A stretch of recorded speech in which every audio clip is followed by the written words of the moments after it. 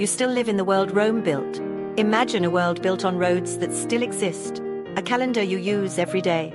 Its words are in your mouth, its laws govern your courts, its ambitions shaped your cities. A government system that inspired republics around the globe. This is your Roman Empire crash course in just 10 minutes. I'm Sam. Most of my Roman history knowledge comes from pizza names, gladiator movies, and one very dramatic Latin teacher. And I'm Alex. I teach history, and once got emotional over a sewer system. A Roman one, to be clear. I'm here to make sure we don't confuse gladiators with Greek mythology. Too soon, Alex, too soon. Legend says Rome began in 753 before Christ, when Romulus killed his twin brother Remus after being raised by a she-wolf. Sibling rivalry, wolf moms, urban planning, ancient drama. In truth, Rome started as farming villages on the Tiber. Its success came from geography, river access, fertile plains, trade routes. What's your favorite early Roman symbol? The plow. Romans saw land as power. Their first wars weren't for glory, they were for fields. Rome began with myth, but what mattered was momentum. Its people believed they were meant for more, not because of who ruled them, but because of what they could build. They weren't just founding a city, they were founding a future.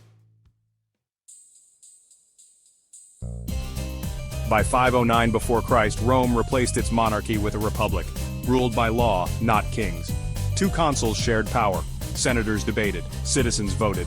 For the time, that's pretty progressive, right? Yes, but only for land-owning men. Over time, plebeians fought for and gained more rights. Their own representatives, the right to veto, even the power to pass laws. Most underrated part of the Roman Republic? The idea that no one should hold too much power for too long. Term limits, checks, it was messy but forward-thinking. The Roman Republic lasted nearly 500 years, longer than the US has existed. It wasn't perfect, but it gave the world a radical idea that law can be above rulers and debate can be a form of loyalty, not rebellion.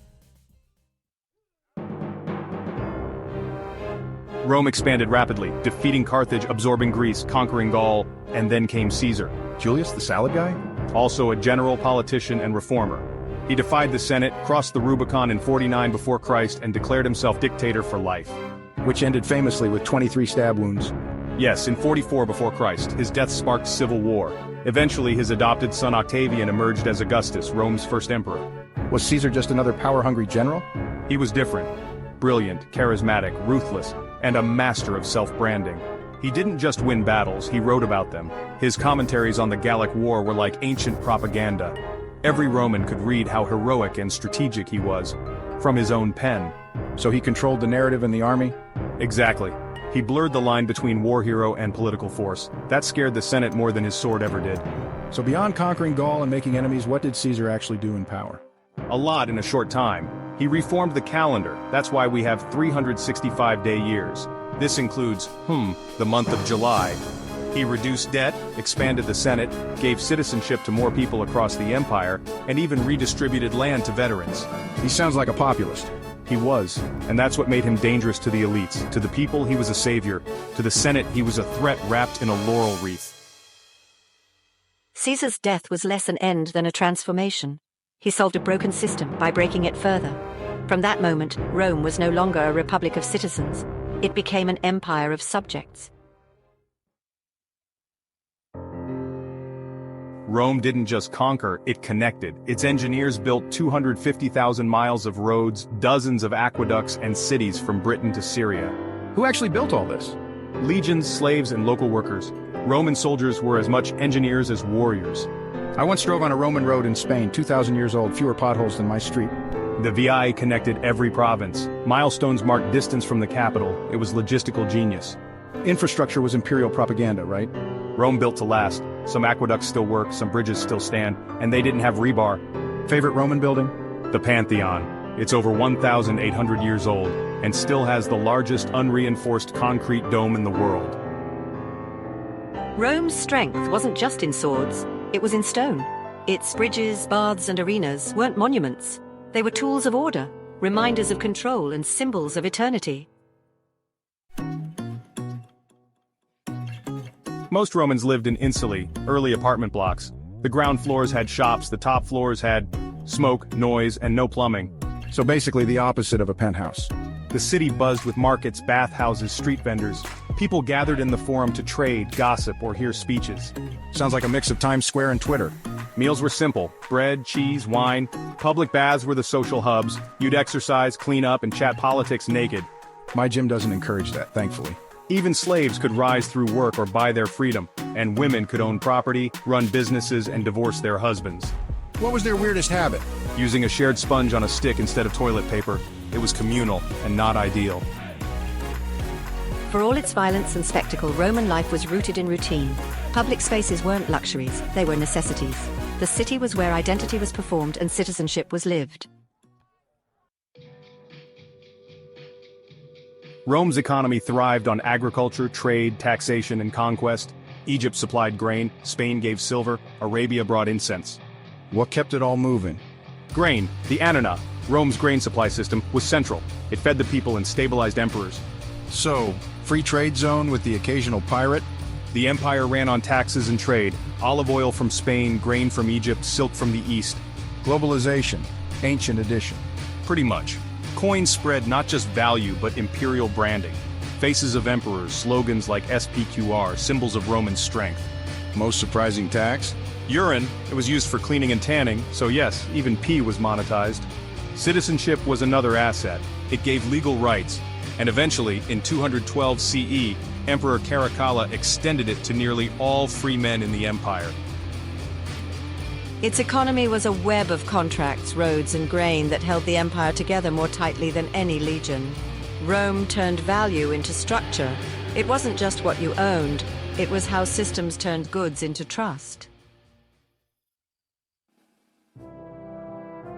Romans worshipped dozens of gods: Jupiter, Mars, Venus, but also Isis from Egypt, Mithras from Persia, very global. The more the merrier. I dig the cosmic buffet approach. They tolerated almost everything, unless you challenged the emperor's authority. That's why early Christians got in trouble. They refused to bow to Caesar, braver and dangerous. Romans believed in gods everywhere: household spirits, city deities, foreign imports. Religion was public, plural, and practical. What changed that? Christianity. At first, it was illegal. Christians refused emperor worship, but in 313 of current era, Constantine legalized it. By 380, it was the empire's official religion. So polytheism gave way to monotheism? Yes, and temples became churches. Pagan rituals faded, but the structure of Roman religion lived on, just rebranded. Rome didn't erase faith, it absorbed it, and eventually it birthed a church that would outlive the empire itself.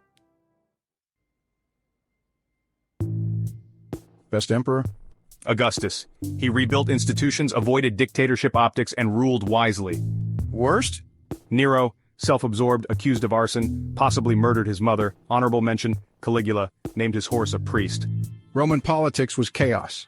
Out of more than 70 emperors, over a quarter were assassinated. Power was absolute and absolutely dangerous. The imperial throne gave the illusion of divinity, but it was built on anxiety. To rule Rome was to be worshipped, feared, and often removed. By the 3rd century, Rome was overstretched. Invasions, inflation, plagues, and political collapse followed. What finally tipped it? Too many enemies, too little loyalty. In 476 of current era, the Western Empire fell. But the East, Byzantium, thrived for 1,000 more years. So Rome didn't fall, it transformed? Exactly, into Christianity, Byzantium, Europe, its ideas scattered and rooted everywhere. Empires don't end, they echo. Rome's walls may have crumbled, but its foundations are still under your feet. Rome gave us roads, concrete, legal codes, the calendar, civic architecture, even the idea of Senate. Most Roman thing I use today? Your calendar. July and August were named after emperors. Your city grid, your court system, even the language you speak, all touched by Rome. Rome isn't just ruins, it's systems, it's expectations. It's every idea that says the present can be organized, structured, and shared across time.